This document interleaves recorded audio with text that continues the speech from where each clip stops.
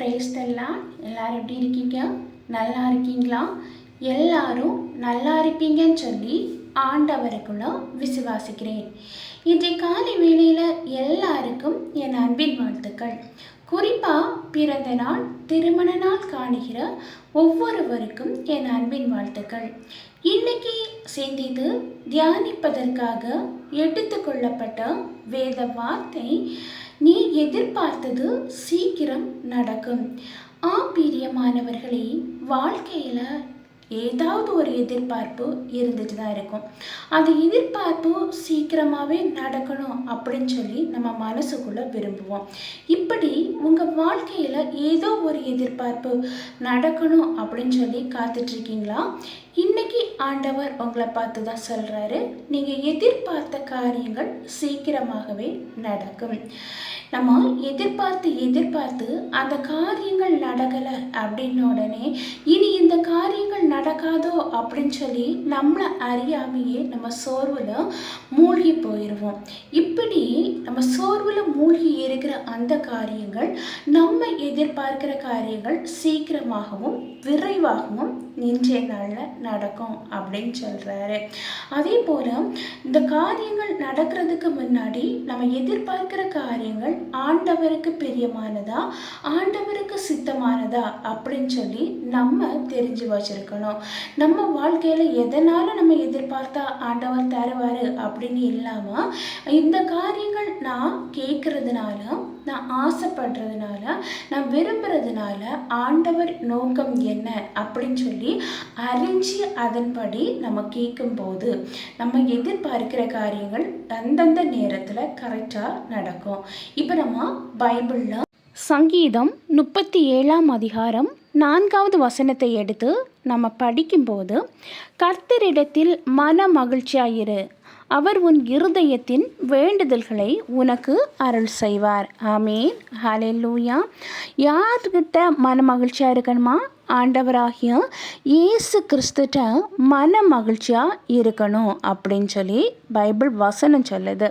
நம்முடைய வாழ்க்கையில் ஏதோ ஒரு எதிர்பார்ப்பு நிறைவேறலை அப்படின்னா மன சோர்ந்து போய் கவலையில் நம்ம முடங்கி போயிருப்போம். இப்படி கவலைப்படுறதுனால நடக்கலையே அப்படின்னு சொல்லி கலங்குறதுனால ஏதாவது ஒரு பிரயோஜனம் உண்டா அப்படின்னு சொல்லி பார்த்தீங்கன்னா கண்டிப்பாக இல்லைன்னே சொல்லுவேன். நினைக்கலாம், ஒரு நாள் 2 நாள்லாம் காத்திருக்கலாம், ஆனால் வருஷக்கணக்காக நான் காத்துட்ருக்கிறேனே, என்னுடைய வாழ்க்கையில் எதுவுமே நடக்கலையே, இன்னும் என் வாழ்க்கை இப்படி தான் கஷ்டத்தில் தெரியணுமா? நான் எதிர்பார்க்கிற காரியங்கள் நடக்காதா? ஆண்டவர் என்னுடைய விண்ணப்பத்தை கேட்குறாரா? அப்படின்னு சொல்லி எல்லாம் நிறைய கொஸ்டின்ஸ் நம்ம நம்பிக்கை இழந்த நிலைமையில் நம்மளை அறியாமையே மனசுக்குள்ளே தோன்றும். அதே போல தான் ஆண்டவர் உங்கள் விண்ணப்பத்தை கேட்குறாரு. ஆமேன், ஹல்லேலூயா. நம்ம விண்ணப்பம் பண்ணுறது ஜீவனுள்ள தேவனுக்கிட்ட தான் நம்ம விண்ணப்பம் பண்ணுறோம். அப்போ நீங்கள் இப்போ யோசிக்கலாம், நம்ம விண்ணப்பம் பண்ணுறது ஆண்டவர் கேட்குறாரு அப்படின்னு சொல்கிறீங்க, ஆனால் என்னுடைய வாழ்க்கையில் நான் எதிர்பார்க்கிற காரியங்களுக்குள்ள ஆன்சர் இன்னும் வரலையே அப்படின்னு சொல்லி. பெரியமானவர்களே, நம்ம எதிர்பார்க்கிற காரியங்கள் கண்டிப்பாக ஆண்டவர் தருவார். நம்ம விண்ணப்பத்தை, நம்ம ஜெபத்தை ஆண்டவர் கேட்பார். ஆனால் நம்ம காரியங்கள் இன்னும் நம்ம கைகூடி வரலை அப்படின்னா அவர் தரக்கூடிய நேரம் இன்னும் நமக்கு வரல.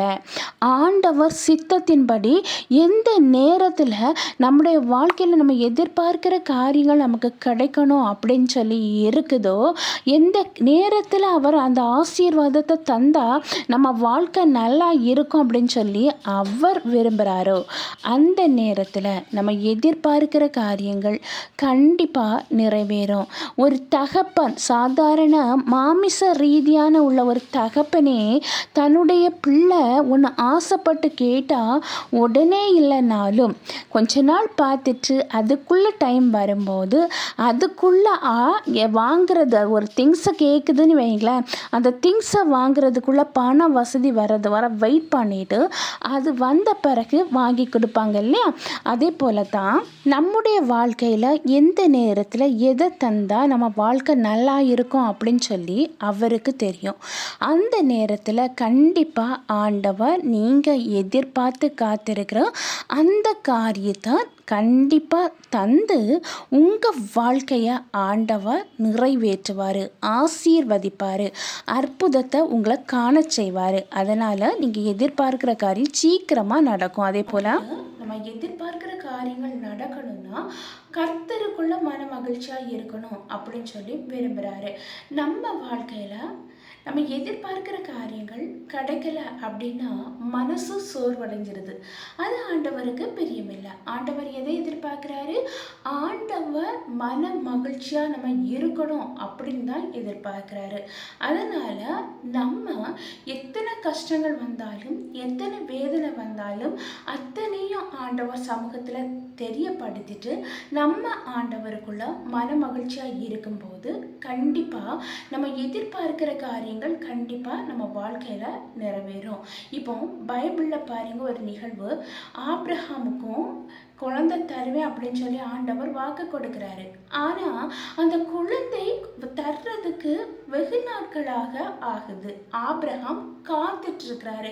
ஒரு காலகட்டத்துக்கு பிறகு இனி நம்மளுக்கு குழந்தை இருக்காது அப்படின்னு சொல்லி முடிவு எடுக்கிற அந்த சோர்ந்து போகிற அந்த நேரத்தில் அந்த விசுவாசத்தோட ஆண்டவர் ஆபிரகாம் காத்திருந்ததை பார்த்துட்டு அவருடைய நோக்கத்துக்கு ஏற்ற மாதிரி அந்த நேரம் வரும்போது கரெக்டாக ஆண்டவர் ஆபிரகாம் எதிர்பார்த்த குழந்தையான ஈசாக்கை கொடுக்குறாரு. அப்படித்தான் அன்னாருக்கும் ஆண்டவர் குழந்தை பாக்கியத்தை கொடுக்குறாரு. இப்போ நம்ம வாழ்க்கையில் ஏதோ ஒரு எதிர்பார்த்து சோர்ந்து போய் கிடைக்காது அப்படின்னு சொல்லி நீங்கள் கலங்கி கொண்டு இருக்கீங்களா? என் அருமையான மகளே, என் அருமையான மகனே, கலங்குகிறாயா? எதிர்பார்த்த வாழ்க்கை கிடைக்கல, எதிர்பார்த்த நிகழ்வுகள் வாழ்வில் நடக்கலை, எதிர்பார்த்த காரியங்கள் என் வாழ்க்கையில் வாய்க்கலை அப்படின்னு சொல்லி கூட சோர்ந்து போயிருக்கீங்களா? உங்களை பார்த்து ஆண்டவர் சொல்றாரு, கண்டிப்பா மகனே, நீ எதிர்பார்க்கிற காரியங்கள் நிறைவேறும். ஆனால் அதனுடைய நேரம் வரும்போது என் சித்தத்தின்படி உன்னுடைய வாழ்க்கையில நீ எதிர்பார்க்கிற காரியங்களை நான் வாய்க்க பண்ணுவேன் அப்படின்னு சொல்லி சொல்றாரு.